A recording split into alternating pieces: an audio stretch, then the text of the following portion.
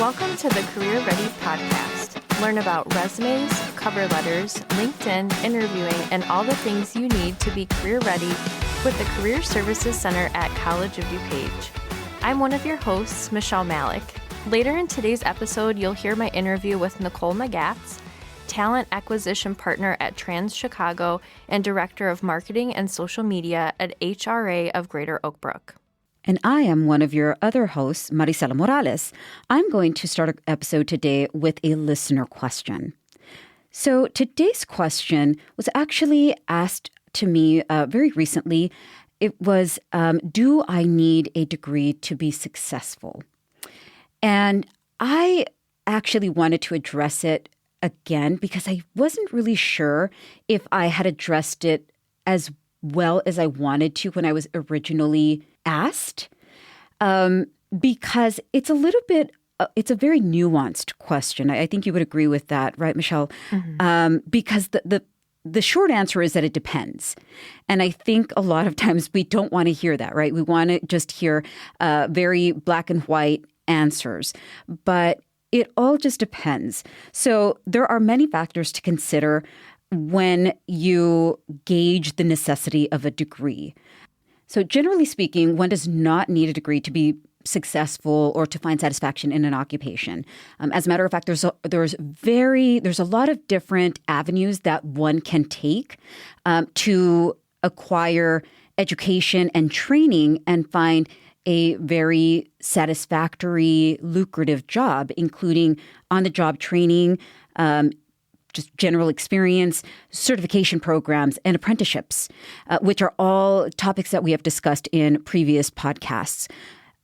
But you also have to consider a couple of other factors, including the specific occupation that you want to go into and the job market.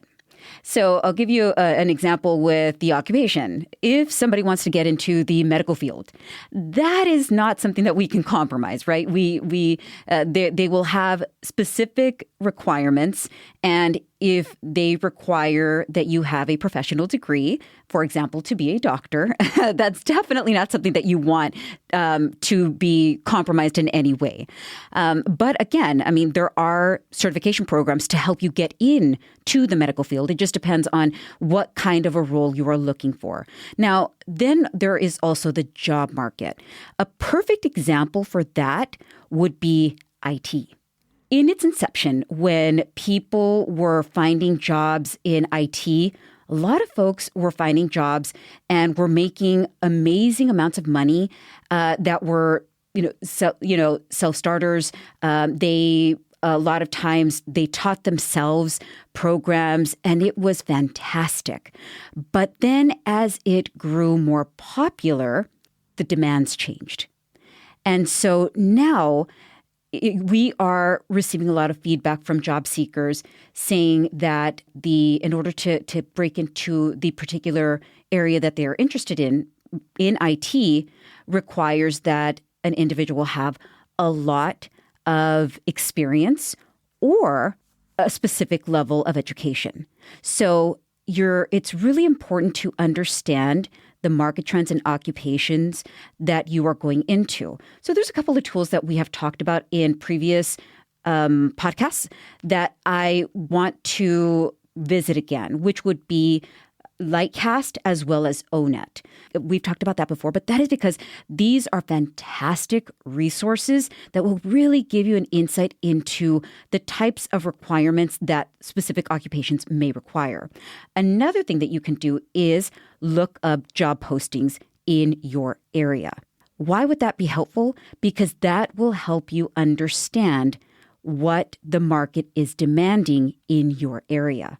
As a matter of fact, if you, going back to Lightcast gives more region-specific information, whereas with ONET, it's more national. So you will see that the data in Lightcast will say, in order to break into XYZ occupation, most people will need a bachelor's degree, or most people would need an associate's. Most people would need a professional degree.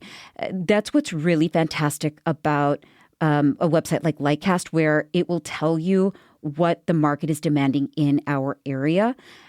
But you can also look at job posts just so that you can have a better understanding of the occupation that you are interested in and prepare yourself for that so that when you do start hitting the job market, you are going to make yourself as marketable as possible. And with that, I'm going to turn the mic over to Michelle, who has a special interview today.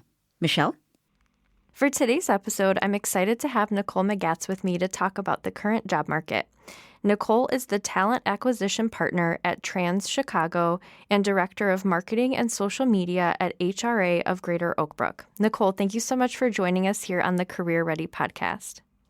Absolutely. Thank you so much for having me. Wonderful. So before we get started, can you provide a quick introduction, or as we would like to call it, your elevator pitch? Yeah, absolutely. So my name is Nicole Magats. I am a recruiter with over 9 years of experience within the recruiting field across a number of different industries. I've worked as an in-house recruiter as well as a consultant, and really, regardless of what company I'm recruiting for or, what my title is, there's really ultimately one main goal that I'm working towards, and it is how do I identify and attract the best candidates and talent possible for the organization that I'm working at. And I mean, really, it comes down to, for me, becoming a hiring manager whisperer of sorts, right? Being able to sit down and understand from the hiring manager what they're looking for, what they need, what they can train on as well, and then going back to the job market and trying to find and hunt down candidates that fit that. So, oftentimes I'm, someone that's advocating for my candidates just as much as I'm, advocating or selling the company in some senses. Outside of work, I work as a career coach. I also, as you'd mentioned, work as a director of social media and marketing for a local HR chapter called HRA of Greater Oak Brook. Wonderful. Thank you for that introduction. And I love when you said you're a hiring manager whisperer. I thought that was really clever. Thank you. Yeah, it's kind of funny how, you go through your career as a recruiter and you think oftentimes that you are, you're working with the candidate and you're influencing, people as candidates. And there's as much influencing that needs to be done with the hiring managers to get them to understand, what the bigger picture is, what's going on in the job market, and what is a realistic request versus not from them. Wonderful. Well, we're excited to hear more from you about hiring managers and the current job market as well. Absolutely. Excited to be here. So, Nicole, we're going to be talking about the job market, and I wanted to know, compared to 2024, what do you see changing with the job market and hiring this spring? Yeah, great question. So I think a tremendous amount is going to be changing. And I think what makes it a little bit more curious for us as recruiters as well as for job seekers, I don't know that everyone's really certain how it's going to play out, right? We have a new administration in the White House. I think there's a lot of question marks for different companies as well as individuals on what this may or may not mean for different industries, different types of roles, even more generally just talent pools or access that we have to certain candidates. And so I think there are a lot of places and companies that are kind of pressing pause and waiting to see, what takes place. I think beyond that, of course, there are certainly, certain industries that we have seen and probably will continue to see hiring more. In particular, thinking about industries like healthcare or even banking and finance have seen a lot of growth. And then as a third, I would say tech companies, in particular, companies that have an AI or machine learning skew, right? I mean, especially when you think about a technology that we've been hearing a lot about in as it relates to the workplace, AI is maybe one of the one of the ones that gets a lot of the talk time. And so what we're seeing is a lot of venture capitalist firms or companies that have money are going to be pouring a lot more resources, time, money into these companies to speed up how soon we'll see some of these tools or technologies entering into the kind of the average person's toolbox, so to speak. So a very long-winded way of saying there's some pausing happening right now as we see how different things play out. But I think we're pretty stably going to see companies like tech, AI in particular, healthcare, and then banking and financing continuing to grow and expand their footprints in the job market right now. Yeah, and our upcoming season is actually focusing on AI, so I'm glad that you mentioned that. And we do have a question about that in a moment here. I was curious before we get to that question, what trends are you seeing related to remote work? Oh, yeah, it's a contentious one, right? I mean, you have a group of people that think that in-person work is best. You have a group that thinks remote and or hybrid is best. And I think we're going to continue seeing those two different philosophies at competition with one another. I think the reality is we're not going to end 2025 with a strong resolution to the debate. I think best is subjective.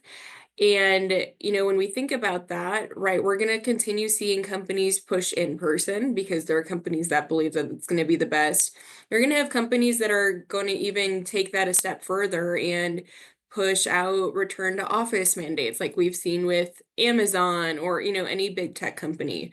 But I think what's going to come with that is there is going to be equal pushback from employees. I think we've also seen this happen a little bit where there are things like space constraints, right? If companies have grown since the beginning of the pandemic and now they're returning to the office, do they even have the space to house all of the employees that they currently have now? And we're finding out, no, not a lot of them do.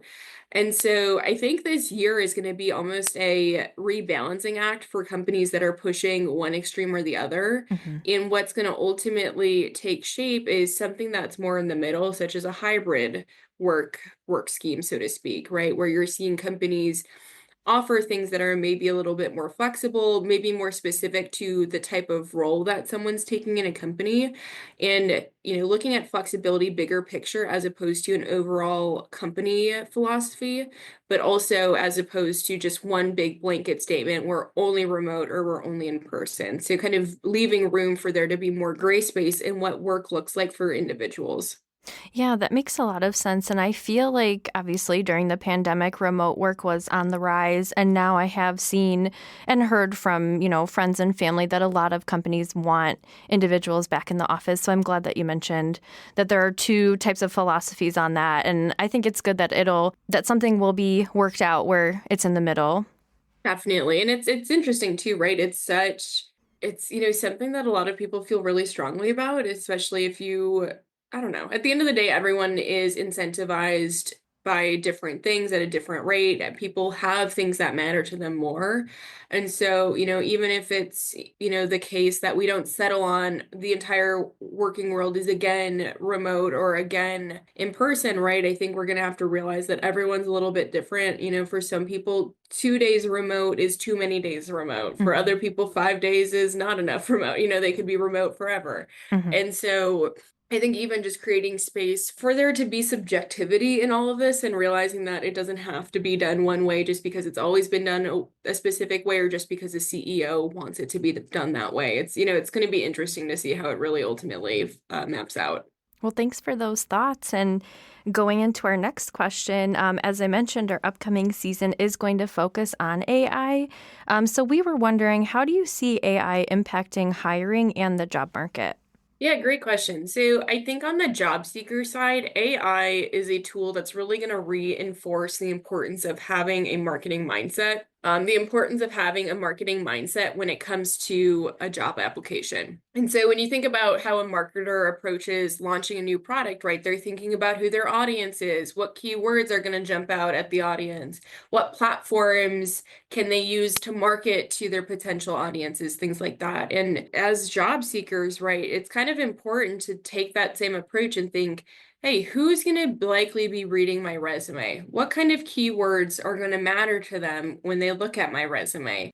Are they only going to be looking at people that are replying, or, are there tools like LinkedIn or their email that I can use to reach out to them? And so, the reality is you have to think about how can I get in front of my target audience, that is hiring managers, and what out of the box solutions or ways can I do that? Oftentimes, right, we hear a lot of fear mongering about AI and hiring and how AI is going to filter out everyone's resumes that doesn't have the right keywords. And I think my challenge back to people that have that fear is, thinking about, well, if your resume doesn't have those keywords, would a human who's reading your resume be able to read between the lines better than AI can? And more often than not, the answer is no, even for those that are within HR. I mean, regardless of whatever it is that you are looking to do or get into professionally, reality is that the first person reading your resume is in all likelihood a recruiter who has a limited amount of experience in a given field. And so, as a marketer or a job seeker, right, thinking about, okay, what keywords are the recruiter going to be thinking about? What keywords from the job description can I take and make sure is in my resume, right? And I think even beyond that, going the step further and not just having those keywords be in your resume, but making sure that your resume is substantiated with, action-based language, showing the actions that you're taking and the outcomes that you are generating by what it is that you do. And so I think, what it ultimately comes down to for job seekers, right, is being a little more strategic with how it is that they're presenting themselves with a very clear, strong narrative across the board, I think is going to be really key, especially as you're trying to compete with any number of other candidates that are trying to also get through the AI noise. It could be coming up with, creative ways to reach out to the hiring managers on LinkedIn or via email or, you know, whatever you think is appropriate and the like. So I think those are the biggest things. I think bigger picture, I wouldn't be surprised if Illinois in particular, rolls out new regulations around the use of AI in the job market. We've certainly seen that happen over the past 4 years or so, and Illinois tends to be pretty protective of candidates when it comes to AI. So I wouldn't be surprised too if there's even more that's put into place to limit how much AI a recruiter or a company can even use when it comes to job seekers. Yeah, that's a lot of great information. And I like that you mentioned keywords to think about and the fact that the recruiter is going to be the first person reading your resume. And I think that's a great point to make because you do have to write your resume as if the person reading it didn't know what you do. So I really love that you mentioned that for our listeners because I think that's really important. You can really get into the weeds of your industry, but just for our listeners, a reminder that not everybody who's reading your resume is going to be, well, I mean, they're going to be in your industry, but you still need to make sure that they're familiar with what you're doing. So maybe using industry specific language is good if you're going into your industry, but if you're going to be a career changer, for example, you have to really rethink how you're wording things on your resume. Spot on, especially with pivoters. I see that all the time where they'll continue to use the resume that they've used for the past 10 Mhm. years of their career, but they're going into something entirely different. And I mean, you're spot on. It's that got to kind of brainstorm in perspective, take and think, hey, what would this recruiter in this field know about X, Y, and Z from my current field? Or even too, right, more realistically, what are processes or things that I do that are maybe specific to my company or my job versus what is more standard across the overall function or industry. And just, yeah, take doing those exercises to really map out who realistically is going to know what will make it even easier for you to explain so you don't have to backtrack or give additional context or unnecessary context to recruiters or to folks that are reading your resume. Exactly. And speaking of employers and recruiters, our next question is we've heard about employers ghosting applicants. Can you share some insight into why this may happen and what is an appropriate response from an applicant? Ghosting can happen, I mean, for a variety of reasons. Sometimes it's as simple as the recruiter is unable to get an update from the hiring manager in business and they don't really know what to say or share. Sometimes it's because the recruiter has to give bad news or bad feedback to a candidate and they don't feel super comfortable doing that. Sometimes it's really just a numbers game. You have 150 applicants to a role and the recruiter maybe doesn't have time to get back to every single person or do anything substantial, right? I mean, really at the end of the day, in my mind though, it boils down to one of two reasons, either time constraints or like a fear from the recruiter or the hiring manager about delivering bad news. Mhm. And so I would say the candidate's response is really going to be dependent upon what stage in the job search process they were ghosted at. If it was at the very beginning application stage, right? I applied and I didn't hear back.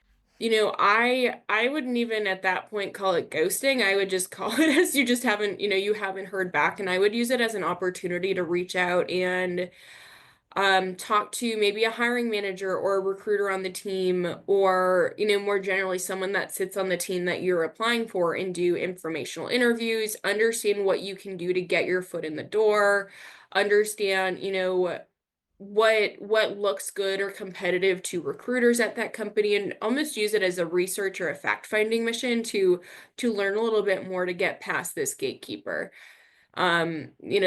Honestly, my perception or perspective is that, if you don't hear back at the application process before you've talked to someone, I don't know that it's necessarily ghosting, Mhm. but I think it is also, an opportunity to get feedback, whether it's directly from the person that is owning the hiring process or someone else within the company. If you're at a stage where you did interview, right, you've been on site, you've talked to someone, wherever it is or wherever in that process you were, but you've talked to someone and you've gotten ghosted, I would, I think start always with the recruiter and the hiring manager, send like a nice follow-up email, understand what maybe the barrier is, when's a better time to catch them. It could be an opportunity to also get any updates or feedback, right? I think a good opener can be, hey, if you decided to move forward with other candidates, that's okay. I would love some feedback in order to improve and do better in my next round interview, something like that, to kind of open the door and take the pressure off. So you're able to get at least some kind of nugget of information. I think the other unfortunate reality of ghosting sometimes is, there's not always going to be a satisfying outcome or resolution to it. If at the end of the day, if a company is making the decision to not get back to you, to not share information with you, I think that's info for you, the candidate, to ask yourself, oh, is this a place that I would want to work? And I think B, making sure that you contextualize it and recognize that oftentimes being ghosted has nothing to do with you, the candidate, and everything to do with whoever it is that, is for whatever reason scared to share that info. So I think with that, taking the load off of yourself to feel like it was personal, and eliminating any maybe need to get even with the employer, anything like that. I see people try to, make nasty LinkedIn posts and things like that all the time, and while it can maybe temporarily feel satisfying, it's not necessarily going to get the best end results long term. So, I would say overall, like, using it and inviting it as an opportunity for productive discourse, to get feedback, to really gain information that you can use moving forward, is the best case scenario that you can get out of a kind of a ghosting scenario, and looking at it that way as opposed to an opportunity to get real closure, or to, prove something to someone or get someone to change their mind, is not necessarily going to be the most productive use of your time, unfortunately. Yeah, I think that makes a lot of sense. And it sounds like the key point here is communication. So even if you haven't heard from a recruiter or an employer, making sure to contact them, reach out, see what's going on. I feel like with clients and students, oftentimes, if they haven't heard something, then they stop at that point. So in our office too, we tell students and clients definitely be reaching out and just getting Yeah. more information. So I'm so glad you mentioned that to our listeners. Yeah, I mean, you can never really underestimate the power of a well-timed email to get updates. Right. It's so, especially too with different business folks. I mean, you're getting hundreds sometimes of emails brand new in your inbox. And so just having someone just even say, hey, just checking in here, bumping it to the top of your inbox. I mean, I'm sure you've found this way yourself, right? It kind of, you're like, oh yes, I have to answer this, and you're able to get back to it, and to your point, if someone just didn't say anything, it probably would have stayed lost in my downward drain of emails.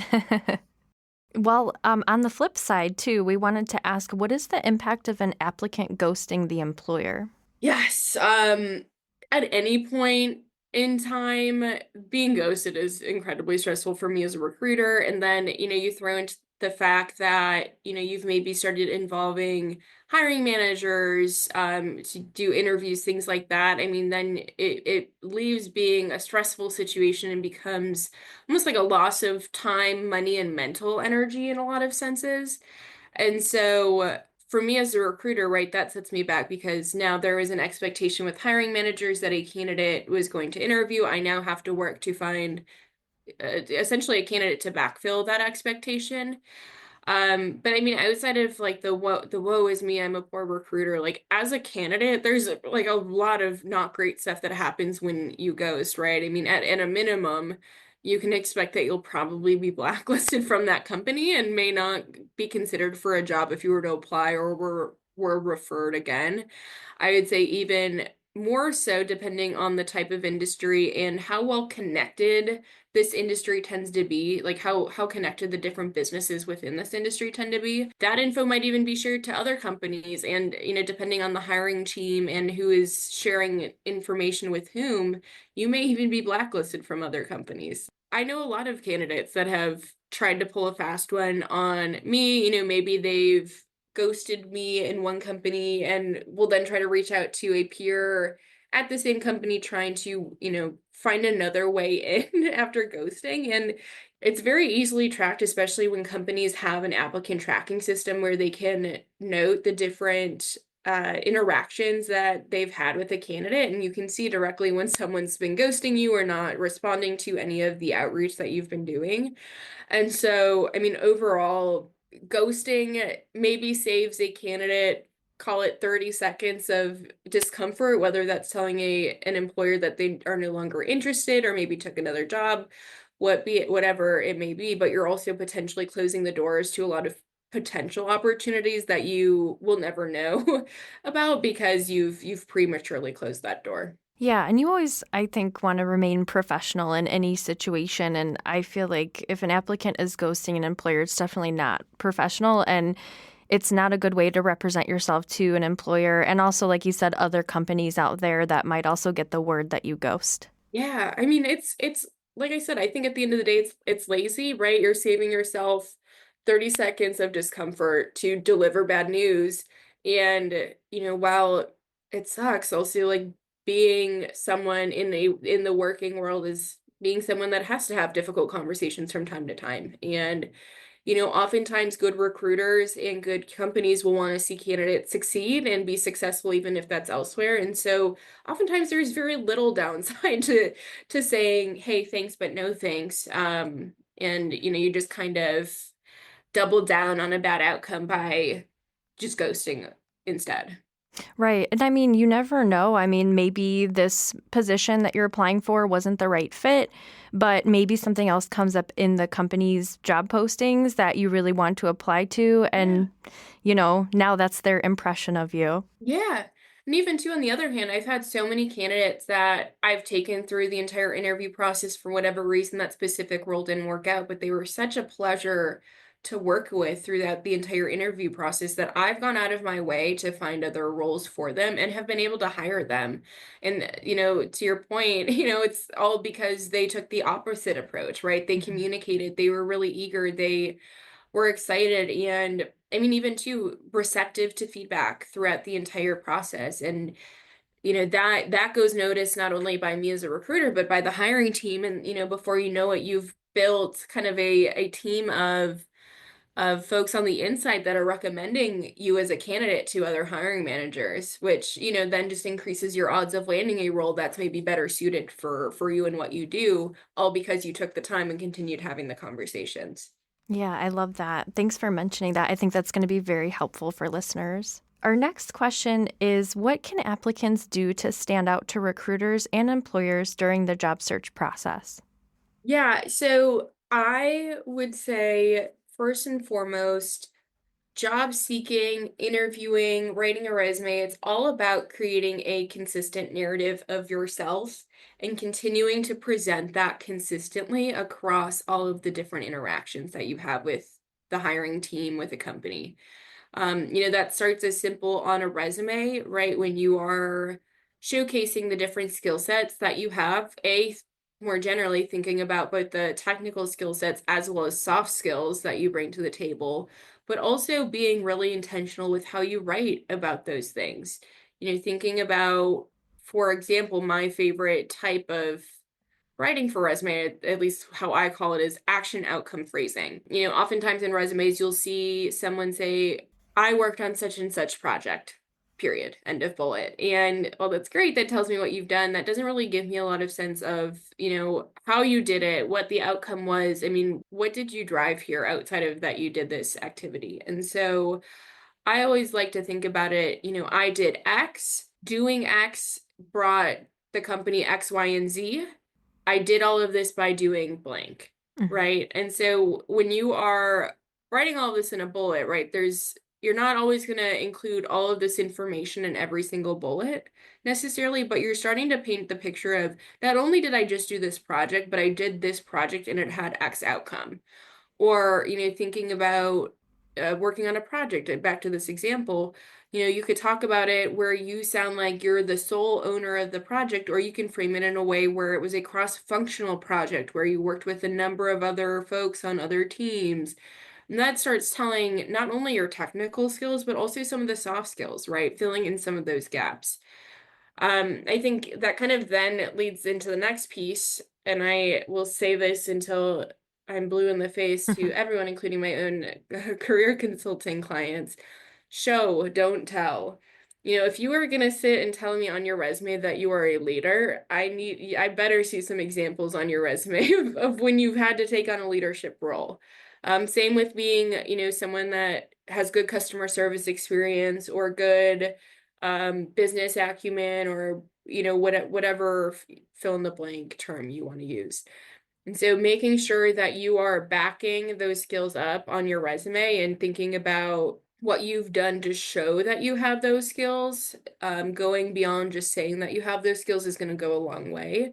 And I think that when it comes into interviews, right, being able to back anything up that you're sharing with examples, right? So even if a hiring manager is asking you questions about your ability to use an Excel pivot table, for example, instead of just saying yes or no, yes, I know how to do that, no, I don't.